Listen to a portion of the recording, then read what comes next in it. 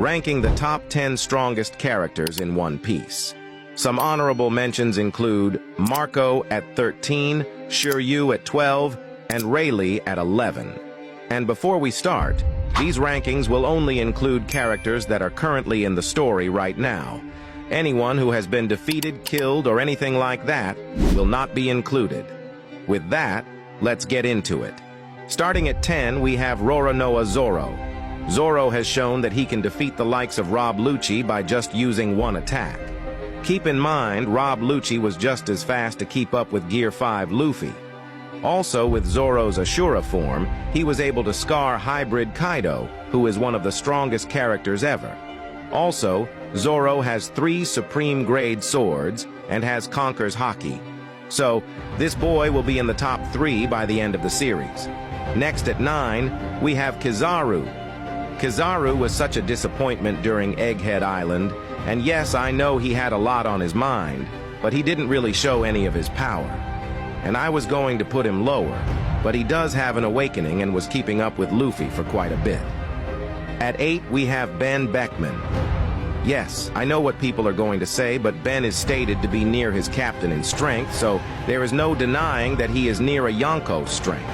He doesn't have many feats, but holding the fastest man in the verse to gunpoint is pretty impressive. At 7, we have the Gorosei. Now I'm putting them all together because we really don't know anything about their powers. What we know now is that they can't die, can talk to each other, can use Conqueror's Haki, and can teleport anywhere. But we have not seen them go all out, so it's hard to say just how strong they are. But I would say they are around a Yonko's strength. Finally, at 6, we have Aokiji. Aokiji is the man on par with the strongest force in the Nav Akainu. Honestly, after seeing what Garp did to Aokiji and his crew, I lost a lot of respect for him. But he is still insanely powerful and was one-shotting Yonko commanders at Whole Cake Island. At the 5th spot, we have the formidable Akainu. I must admit I was tempted to rank him higher, but his lack of significant feats or statements held me back. Nevertheless, his offensive devil fruit power is unmatched, and his awakening has permanently altered an entire island's landscape.